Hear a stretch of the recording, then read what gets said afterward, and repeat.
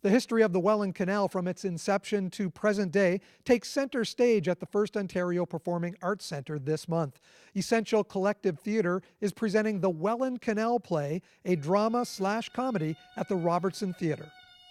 I heard about the Welland Canal Fallen Workers Memorial that was being planned a few years ago, and it just got me thinking about the people who worked on the canal and the stories that they must have had, the stories of the workers, of the people who planned of the canal and thought of it, dreamed of it, like William Hamilton Merritt, but then also the people whose lives were affected by the canal over the years, the waves of immigration that came to Niagara, for example, and just the sort of common people and what their experience was and how it changed the lives of people in the Niagara region. So that was the inspiration for me. That's what you said 100 steps back.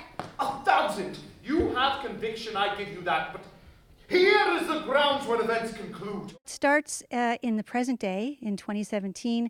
A woman is on her way to work and gets stopped by a bridge that is up, as we've all experienced in the Niagara region. Yes, we've all had that. And as she sits there and waits for the bridge to go back down, she starts to think about the canal and the people who built the canal. And she sort of summons, inadvertently, these ghosts or spirits of the canal who come forward. And they become the storytellers who take us from the 1820s, from William Hamilton Merritt's first vision of the canal, right through to the second, third canals, and then finally the fourth Welland Canal, and when it was being built during the First World War. We can gaze on excavations, concrete walls, and giant blocks. I have a few characters, but my main character is Bobby. He's a young Irishman who's come to Canada for work, to work on the Welland Canal. He's a fun-loving Irishman who likes to have a good time. I imagine he likes to play music and is maybe a guitarist, because I have to do so much of that in the show. He's got a best friend named Patrick who also works on the canal with him and came with him from Ireland. And he's just a fun-loving guy who wants to have a good time, but he's digging the ditch of the canal, which is not always the best work. Didn't I thought the hinges were the thing, not the middle of the gate? Well, he is the expert, and he said the hinges.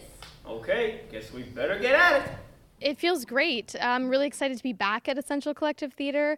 I feel like I'm starting to grow with this company, which is really rare as an artist to have another chance to come back to something. And last year was a very historical piece as well, so I feel like I'm getting my roots into digging my teeth into some history pieces within this company, which is really exciting. He carries a stick of dynamite in his belt, and if he ever gets cornered by the authorities, he'll pull out a match and a cigar and have a last puff. It won't be taken alive. For ECT, our mandate is to tell stories that resonate for the Niagara region and to support new playwriting in the region. So this was an opportunity to bring those two things together, to tell stories about where we live and to encourage new work to be written for the stage. So that's, I think, how this project has come together.